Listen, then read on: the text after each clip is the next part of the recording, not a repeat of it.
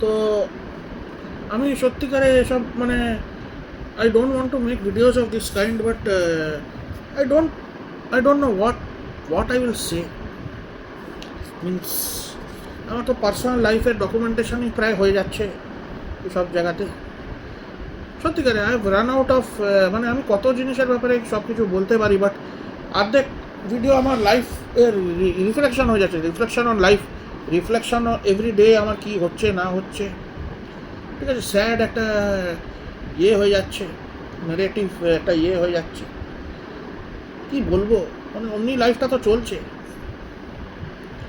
মানে একটা যেমনি সবসময় কিছু না কিছু প্রবলেম, সলিউশনই বেরোচ্ছে না এভরি টাইম। এই তো রাস্তায় গেছিলাম, somebody abused me in Bengali and went away. আর এগুলো কেন হয় আমি রিয়েলাইজ করে গেছি কেন হয়, because my father was very simple. কোনো দিন একটা জোরে কথা বলেনি। অন্যরা তাই জন্য অ্যাডভান্টেজ নেয়, অন্যরা খালি ডিসরেসপেক্টই করে আমাকে করে, ওকেও করতে থাকবে, আমার বাবাকেও করে। সামনে হাত জড় করে দেয়, পেছনে কী কথা বলে সবাই জানে। আমাকে তো আজকে আমি গালাগাল শুনলাম, আগেও বলেছে, আগেও আমি শুনেছি। রেসপেক্ট করে না ওরা, ডিসরেসপেক্টই করে।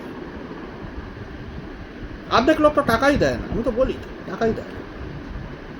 কার ক্ষতি হয় কার লাভ হয় এবার দেখে না, আমাদেরই ক্ষতি হচ্ছে। আমাদের এখন একটা ওয়ান হাউস একটা হতে পারলো না পার্মানেন্ট, যেখানে মানে ভালো করে একটা লোক থাকতে পারবে, ভালো করে একটা জায়গা হবে। এই ছোট এখানে কেউ স্পেসই নেই, ক্র্যাম্প হয়ে যাচ্ছে, আরও দিনকে দিন আরও ছোটো হয়ে যাচ্ছে। কি বলবো, বাই।